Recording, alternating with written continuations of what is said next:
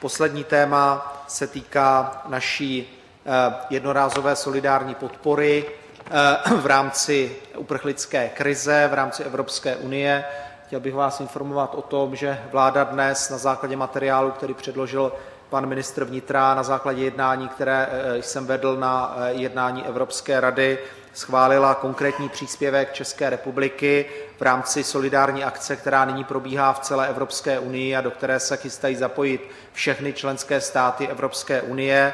Česká republika je připravena deklarovat naši schopnost přijmout v letech 2015 až 2017 1500 uprchlíků s tím, že u 1100 uprchlíků během těchto 3 let by se jednalo o relokaci, to znamená, byli by to lidé, u kterých by tady probíhalo azylové řízení a jednalo by se o uprchlíky například z Itálie nebo z Řecka. U 400 lidí z těch 1500 by se jednalo o takzvaný resettlement, to znamená, byli by k nám přesídlení lidé z uprchlických táborů, které se dneska nachází na Blízkém východě.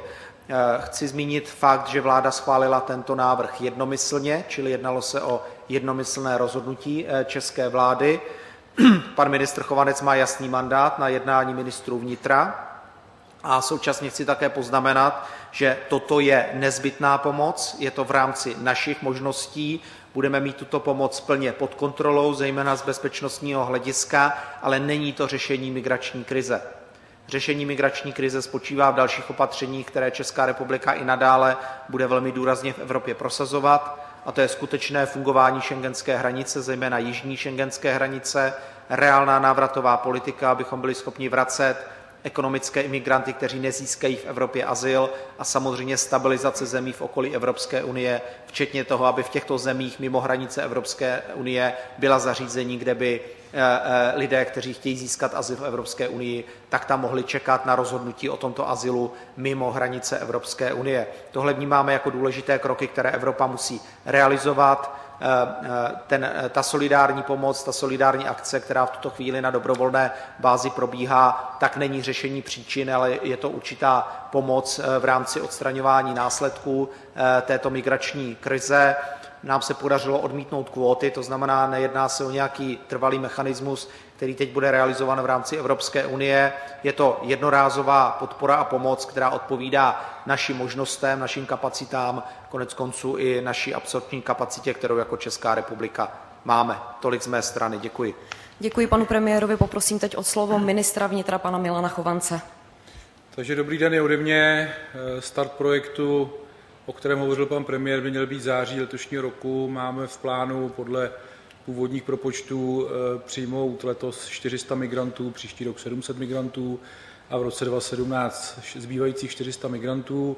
Jsme připraveni v táborech v Jordánsku a Kurdistánu vyslat naše odborníky tak, aby lidé, kteří nám budou přicházet z těchto oblastí, prošli bezpečnostním skenem, prošli, dejme tomu, 3měsíčním přípravným kurzem, kde by získali základy češtiny, byl proveden bezpečnostní sken, pohovory a další věci. Chceme eliminovat jakékoliv bezpečnostní riziko pro Českou republiku. Při přípravě nebo vysílání těchto specialistů chceme už dnes spolupracovat s církvemi, s charitou a s organizacemi, které se na práci s uprchlíky ve světě podílejí. To je ta oblast Jordánska a oblast Kurdistánu. V otázce Řecka a Itálie nadále Česká republika požaduje standardizaci návratové politiky. Chceme změnu legislativy. Chceme změnu legislativy, která by umožnila jednodušeji navracet migranty, kteří nemají nárok v Evropské unii získat statut azylanta, trvalý pobyt nebo přechodný pobyt. V současné době potvrzují to číslo, že 60% migrantů, kteří míří k evropským břehům, nemají podle evropské legislativy právo tento azyl získat. Pouze 39% z nich se nám daří vracet do domovských zemí. Dále chceme, aby nadále platilo opatření Dublin 3. To znamená, aby Maďarsko a nejlépe i Řecko přijímalo zpátky uprchlíky, které zachytí na svém území.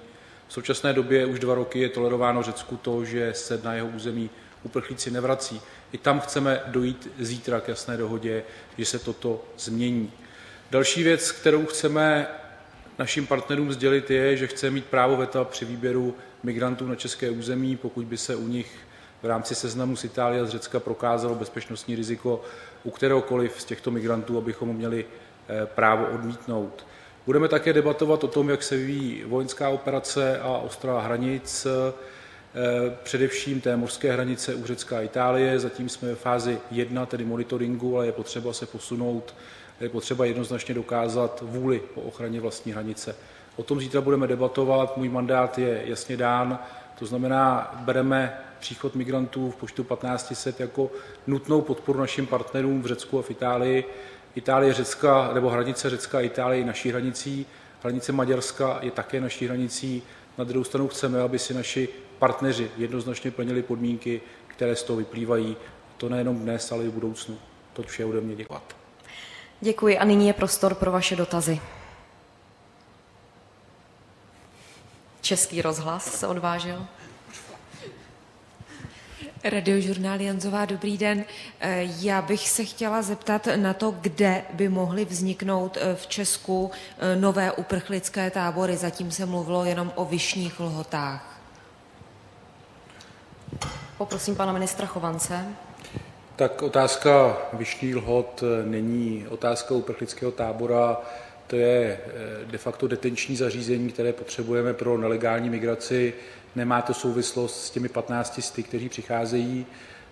To je zařízení pro detenci pro nelegálního migranta, kde tito migranti pobývají zhruba 5 až 6 týdnů, kde buď jsou vráceni do zemí, odkud nám přišli, případně je jim přiznán statut žadatele o azyl. To znamená, ty Vyšní Lhoty nemají souvislost s příchodem 1500 lidí. Vláda a ministerstvo vnitra vytipovalo zhruba 10 objektů, budeme o tom jednat na příští vládě jako určitém zásobníku objektů na území České republiky.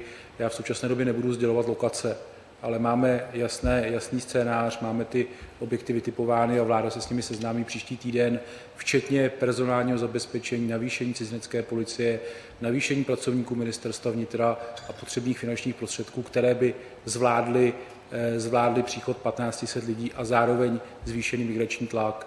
My samozřejmě počkáme na to, jak se dohodnou ministři vnitra v Lucemburku. Je tam jednoznačné pravidlo, že tam musí být shoda všech. To znamená, může se stát, že zítra shoda všech bude a také být nemusí a potom podle toho budeme modelovat dál přípravu materiálu pro vládu na příští pondělí. Vláda je v pondělí, omlouvám se. Děkuji. Já jenom možná ještě poznámku. My se nechystáme budovat žádné uprchlické tábory. To není potřeba. V České republice nebudeme budovat uprchlické tábory. Máme azylová zařízení. V případě potřeby budeme muset rozšířit kapacitu těchto azylových zařízení. Podobně jako se to odehrávalo v 90. letech. Možná si vzpomenete, v 90. letech byla válka na Balkáně a naše země poskytla domov několika tisícům uprchlíků z Balkánu, například z Bosny a Hercegoviny. Tehdy jsme také museli rozšířit kapacitu našich azylových zařízení. Určitě naším cílem je, aby došlo k tomu, že tady budou vytvořeny podmínky pro integraci lidí, kteří se budou chtít v České republice trvale usadit v rámci těch lidí, kteří tady eventuálně získají azyl v České republice. A tohle nechceme jenom, aby to byla věc vlády, ale chceme do toho zapojit občanskou společnost, povedeme dialog s církvemi, povedeme dialog s odbory, se zaměstnavateli a budeme se snažit pro ty lidi, kteří tady získají azyl a budou se tady chtít usadit, tak vytvořit podmínky pro jejich rychlou integraci, pro to, aby tady našli domov, aby se dobře naučili jazyk, aby se seznámili s naší kulturou, aby tady našli práci. To bude samozřejmě součást celého toho projektu, který bude zahrnovat maximálně 1500 lidí, ale je potřeba počítat s tím, že část z těchto lidí nezíská azyl v České republice a pak samozřejmě budeme postupovat v rámci návratových principů. Děkuji, poprosím případný poslední dotaz. Česká televize. Dobrý den, Tomáš Drahoňovský. Možná konkrétně už dnes na jednání vlády zazněly nějaké priority, podle čeho by vlastně se ti lidé měli vybírat. Je jasné, že do toho budou mluvit církve, budou do toho mluvit neziskové organizace, nicméně nějaká preference vlády existuje už teď? Poprosím pana premiéra o slovo. No, jenom ten aspekt, a si pan ministr to ještě zdůrazní, ale pro nás je v tuto chvíli důležitý aspekt bezpečnosti. To je klíčová věc, to znamená, tady budeme chtít, abychom měli dostatek času a dostatek možností vyjádřit se k otázce bezpečnostního rizika a my chceme celý ten proces mít pod jasnou bezpečnostní kontrolou. To je první aspekt. A druhý aspekt je ochota těch lidí spolupracovat. Spolupracovat s českou vládou, spolupracovat samozřejmě s našimi partnery při tom jejich pobytu tady v České republice, než bude rozhodnuto o tom, jestli dostanou azyl nebo ne. A pokud je o uprchlíky z Blízkého východu, které budeme chtít integrovat, tak samozřejmě otázka jejich ochoty integrovat se a ochoty žít tady v České republice. To jsou, myslím, ty základní principy, které budeme respektovat, ale na začátku všeho a na konci všeho stojí otázka bezpečnosti. Poprosím pana ministra vnitra o doplnění. Já myslím, že bylo řečeno vše. Samozřejmě u těch lidí, kteří budou přicházet z táboru mimo Evropu, lze přihlížet k jejich kvalifikaci a k možnosti na uplatnění v rámci práce tady pracovního trhu. To bude jedna z nějakých předpokladů, ke kterému lze přihlížet. To je otázka, kterou budeme debatovat v rámci pondělní vlády, v rámci toho širšího materiálu a následně, pokud se dohodneme, vyšleme se naše specialisty jak do Jordánska, tak Kurdistánu pro přípravu tohoto projektu. V rámci Itálie, Řecka, tak jak říkal pan premiér, tam bude otázka bezpečnostního skenu, to znamená, pokud na tom seznamu, kteří nám partneři předají, objevíme osobu, k níž máme informace, že je závadová, tak ji chceme odmítnout bez toho, abychom museli zdlouhavě zdůvodňovat proč. Nebudeme to nadužívat, ale tu možnost tam chceme mít.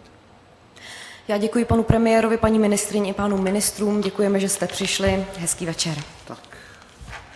Naschledanou.